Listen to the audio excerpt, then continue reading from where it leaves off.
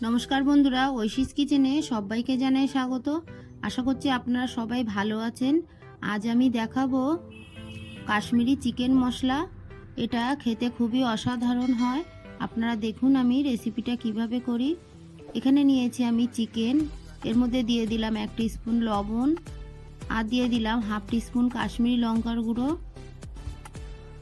তারপর দিয়ে দিলাম হাফ টিস্পুন লাল লঙ্কার গুঁড়ো, সবশেষে দিয়ে দিলাম হলুদ গুঁড়ো। এবার চিকেনটাকে এই মশলার সঙ্গে খুব ভালো করে মাখিয়ে নেব।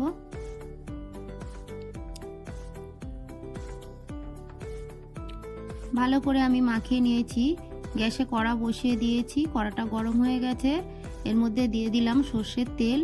এই রেসিপিটা সর্ষের তেলেই ভালো হয়, আপনারা চাইলে সাদা তেলেও করতে পারবেন। এবার একে একে চিকেন পিসগুলো আমি দিয়ে দেব। একসঙ্গে সবগুলো দেব না, যতটা ধরবে ততটাই দেব। এবার এটাকে নেড়ে নিয়ে ভেজে নেব, তবে খুব কড়া করে কিন্তু চিকেনটাকে ভেজে নিলে হবে না। চিকেনের কাঁচা গন্ধ যাওয়া পর্যন্তই চিকেনটাকে ভাজতে হবে। ভালো করে নেড়ে নিয়ে আমি চিকেনটাকে ভেজে নিয়েছি। দেখুন, এর থেকে কড়া ভাজবো না। এবার এই চিকেনগুলো সব আমি তুলে নিলাম। এই তেলের মধ্যে বাকি চিকেনগুলো দিয়ে আমি একইভাবে ভেজে নেব। আপনারা এই কাশ্মীরি চিকেন মশলা রুটি, নান, প্লেন ভাত, জিরা রাইস, ফ্রায়েড রাইস বা বিরিয়ানির সঙ্গেও আপনারা খেতে পারবেন। এই কাশ্মীরি মশলা চিকেন সব কিছুর সঙ্গেই ভালো লাগে। এটাকেও দেখুন আমি ভালো করে নেড়ে চেড়ে ভেজে নিয়েছি। এবার এগুলোকে তুলে নেব। সবগুলো আমি তুলে নিলাম। এর মধ্যে একটা বড় সাইজের কুচানো পেঁয়াজ আমি দিয়ে দিলাম। পেঁয়াজটাকে নেড়ে নিয়ে ভেজে নিতে হবে। পেঁয়াজের গায়ে গোল্ডেন কালার এসে গেলেই ভাজা হয়ে যাবে, এর থেকে কড়া ভাজবো না। এর মধ্যে দিয়ে দিলাম আদা, রসুন আর 2টো কাঁচা লঙ্কা, আর আমি দিয়েছি একটা ছোট পেঁয়াজ মিক্সিতে পেস্ট করে দিলাম। এবার আদা, রসুন, পেঁয়াজের কাঁচা গন্ধ না যাওয়া পর্যন্ত এটাকে নেড়ে নিয়েছি। এবার এর মধ্যে দিয়ে দিলাম একটা বড় সাইজের টমেটো পেস্ট। টমেটো পেস্টটাকে দিয়েও আরও একটু নেড়ে নেব। এরপর আমি এর মধ্যে দিয়ে দেব 1 টিস্পুন জিরে গুঁড়ো, দিয়ে দেব হাফ টিস্পুন ধনে গুঁড়ো, তারপর এর মধ্যে আমি দিয়ে দেব হাফ টিস্পুন লাল লঙ্কার গুঁড়ো, দিয়ে দেব হাফ টিস্পুন কাশ্মীরি লঙ্কার গুঁড়ো। আমি চিকেন মাখানোর সময় কাশ্মীরি লঙ্কার গুঁড়ো, লাল লঙ্কার গুঁড়ো দিয়েছি, তাই আমি হাফ টিস্পুন করে দিলাম। এবার এর মধ্যে দিয়ে দিলাম হাফ টিস্পুন গরম মশলার গুঁড়ো, দিয়ে দিলাম হাফ টিস্পুন গোলমরিচ গুঁড়ো। এবার এই মশলাটাকে আমি নেড়ে নেব। এই সময় গ্যাসের ফ্লেম আমি লো করে রেখেছি। এবার একটু জল দিয়ে গ্যাসের ফ্লেমটাকে মিডিয়াম করে মশলাটাকে কষিয়ে নেব। গুঁড়ো মশলা দিয়েছি, একটু জল না দিলে মশলাটা পুড়ে যাবে।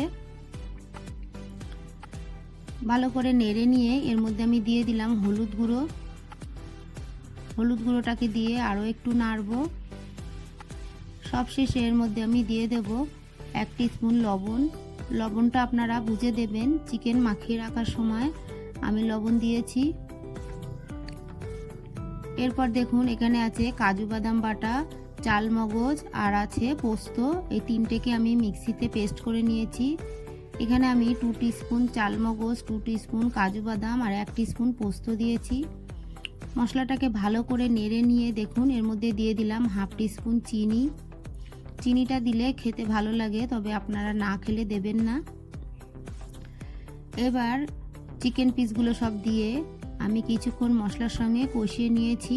এবার এর মধ্যে দিয়ে দিলাম পরিমাণ মতো গরম জল। গরম জলটাকে দিয়ে এবার আমি এটাকে ঢেকে দেব। ঢেকে দিয়ে আমি 5 মিনিট রেখে দিয়েছি। 5 মিনিট পর ঢাকাটা তুলে আমি একটু নেড়ে দিলাম। 5 থেকে আমি 10 মিনিট রেখে দিয়েছি। ঢাকাটা তুলে এর মধ্যে আমি লবণটা চেখে নিয়ে আরও একটু লবণ দিলাম, দিয়ে ঢাকা দিয়ে আবারও কিছুক্ষণ আমি রেখে দিলাম। আমি একটু গ্রেভি রেখে দেব, চিকেন কিন্তু নামানোর পরে ঠান্ডা হয়ে গেলে গ্রেভিটা শুকিয়ে যায়, তাই গ্রেভিটা একটু রেখেই নামাবো। আবারও ঢাকা দিয়ে কিছুক্ষণ আমি রান্নাটা করে নেব। আপনারা আপনাদের পছন্দ মতো গ্রেভি রাখবেন।